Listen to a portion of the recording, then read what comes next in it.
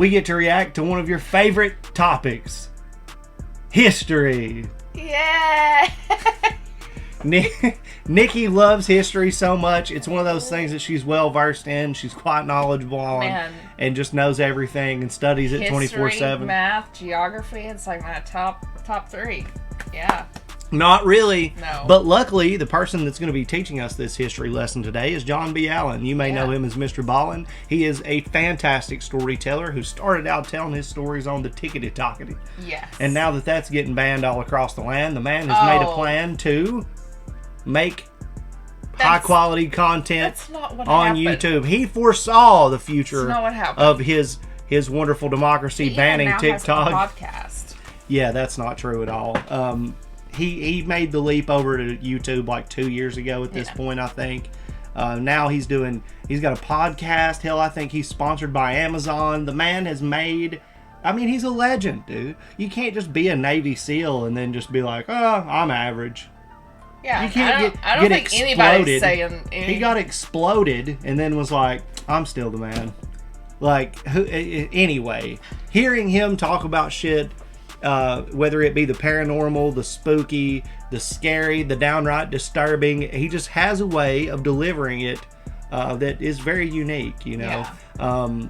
And I feel like whenever he's talking about things in a military perspective or a historical perspective, it's profound in the fact that he is part of history. I like whenever he talks about his experiences like that. He's just very nonchalant. It's no bullshit approach, really. No, it's just like, oh yeah, I did this thing, no big deal, Navy SEAL, whatever. And no, dude. No, you were a fucking Navy SEAL. You were a beast, yeah. And so today we're going to be watching the top 3 last-minute decisions that changed history, part 1. I guess I'm going to learn something today. You're going to learn something today. All right. Let's do it.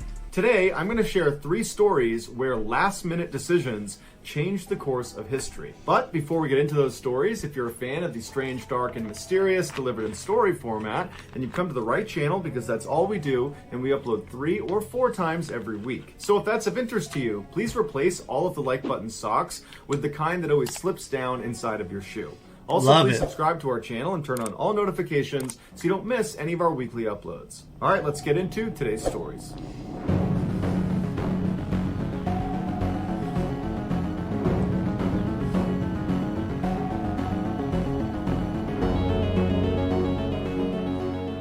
On the evening of October 4th, 1912, a United States political candidate was in his hotel room in Milwaukee, Wisconsin. In less than an hour, he was scheduled to deliver a very important speech to local voters he hoped to sway in his favor. Even though he was nervous, he was really excited about giving this particular speech, because he and his speechwriters had spent weeks putting together this 50-page script that he was now holding in his hands. And so he paced around the room, flipping through the first couple of pages of the script, reciting lines before checking his watch and seeing that it was time to go.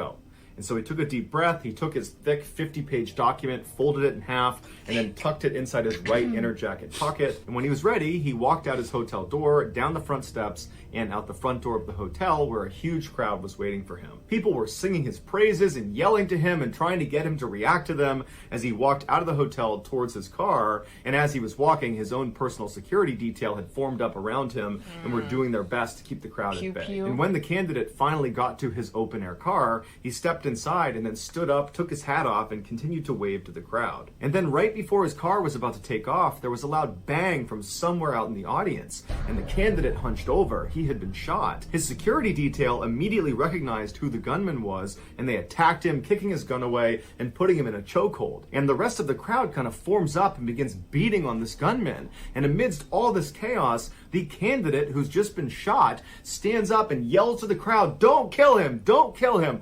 Bring the gunman to me." And the crowd is so surprised that their candidate is not on the ground because, again, he's just been shot, that they stop. They stop attacking the gunman. And even the security detail, they're just holding the guy in a chokehold, looking up at the candidate like, really? You're not down? You just got shot.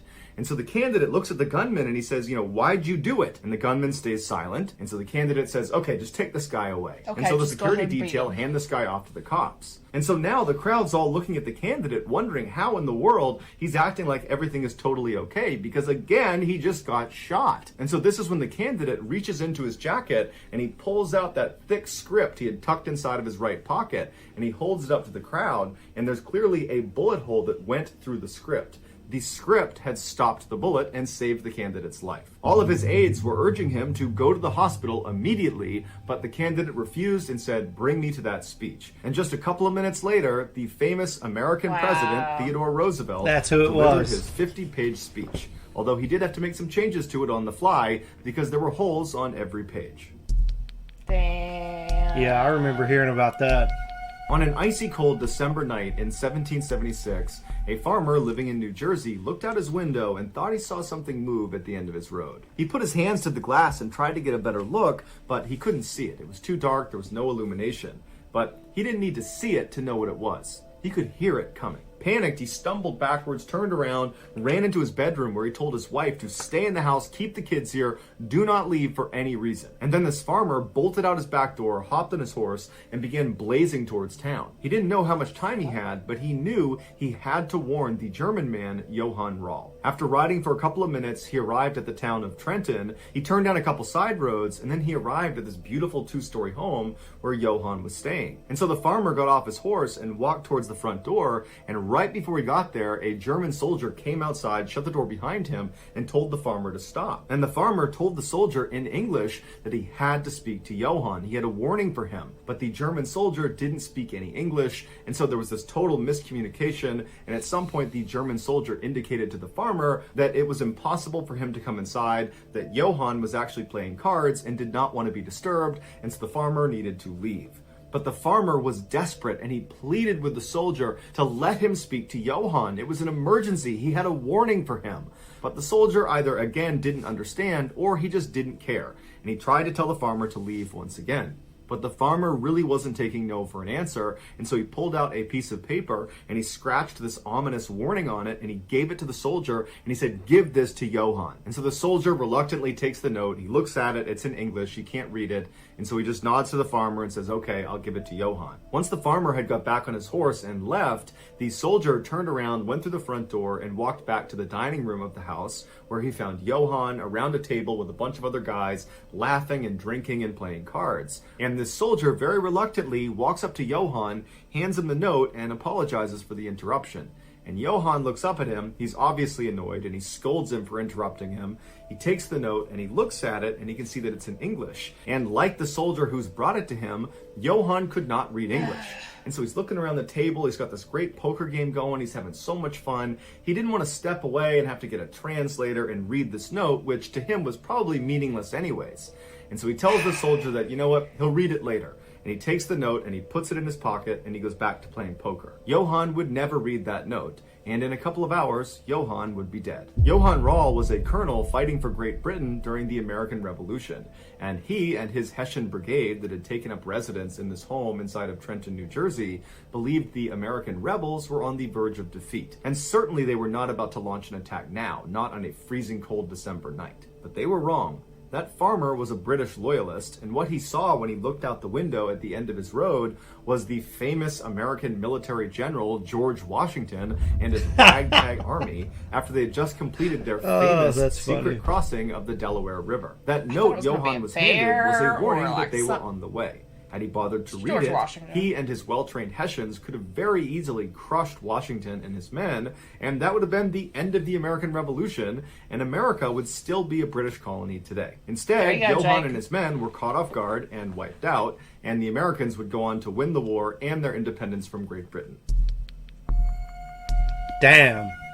Habits, rabbits. In 1912, 37-year-old David Blair was a senior merchant seaman working for the British shipping company called Weren't White we Star all? Line. In February of that year, he was informed by his company that he would be the second officer of this massive luxury cruise liner that was still being built in Northern Ireland. As the second officer, David's primary responsibility was the ship's navigational operations, amongst other things. Now, David had handled these responsibilities on other ships, but he'd never done it on a ship of this size. This would easily be the most challenging thing David had done in his career to date. But he told his family he was really excited about it. David immediately moved to Belfast, where the ship was being built, and he lived there for 3 months until construction was done. On April 2nd, the final rivet was put into the ship, and it was launched successfully into the water. And then after that, David and the rest of the crew and staff got on board and they set sail. Their first stop was Southampton in the UK, and for this leg of the journey, it was just going to be the crew and the staff. 2 days later, they arrived without incident, and for the next several days, the ship remained in port as the crew prepped it for its first true maiden voyage, which was going to be to New York City. On April 10th, all preparations had been made,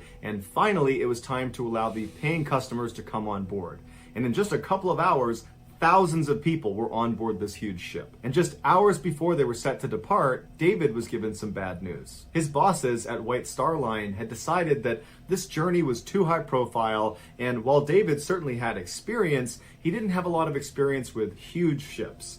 And so he was being replaced with someone who did. Understandably, he was crushed, but more than this being a disappointment, this 11th hour change was a huge hassle. With literally thousands of passengers getting in the way all over the ship, David needed to scramble and run all over the place and collect all of his things in the cabin, up on the bridge, in various closets he had put things. He had to do that as fast as he could before the ship took off. And so finally, after doing that with his last armful of luggage in hand, he said goodbye to the crew and to the staff. He said best of luck to his replacement, and he walked off the ship for good. David, with all of his luggage, made his way to a hotel where immediately that night he wrote a letter to his family saying how disappointed he was, and then after that he went to bed. The next morning, when he was going through all of his luggage, he discovered that he had taken a key by accident from the ship. And this key was to a special closet that he was in charge of as the second officer that contained all of the ship's binoculars. And so he felt terrible, but there was nothing he could do. The ship had already left and was on its way to New York. And so the best he could do was he would mail the key back to them in New York when they got there. Back on board the ship, when they discovered this key was missing, they did figure out that David must have it because he was the only one who would have had the key, and it's a brand new ship, so nobody else would have had it. But they decided that it wasn't worth turning around to go get this key. They figured their lookouts were skilled enough they could spot any obstructions with their naked eye. Well, 5 days later, that ship, the Titanic, struck an iceberg and sunk, killing 1,500 people.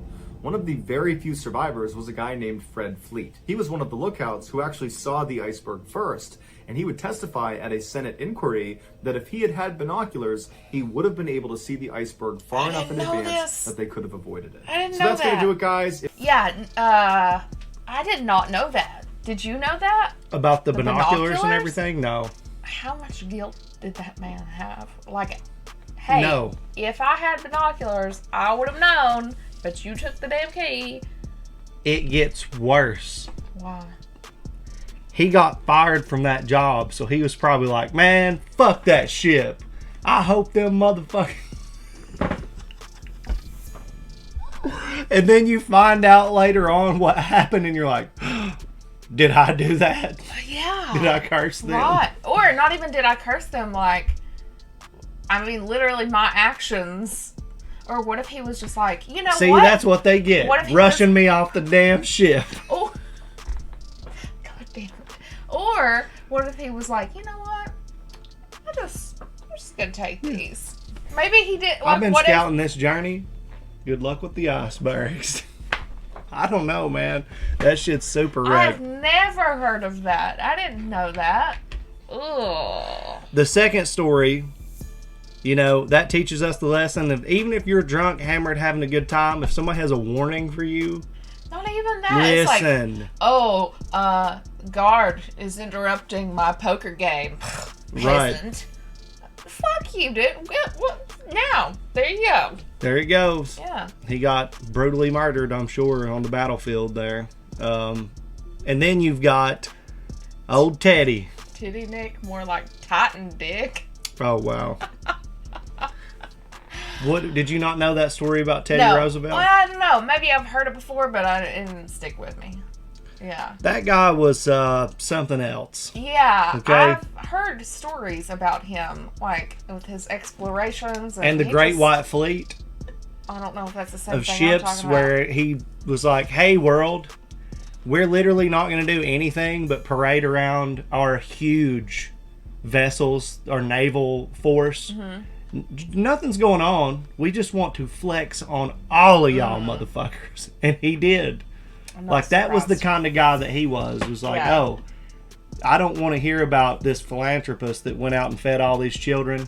Show me the guy who got shot 98 times and was walking around here putting men in chokeholds while he's also double fisting beer. Did he, like, ride a bear or like, something like that? He was that guy. He was like an aggro Ron Swanson.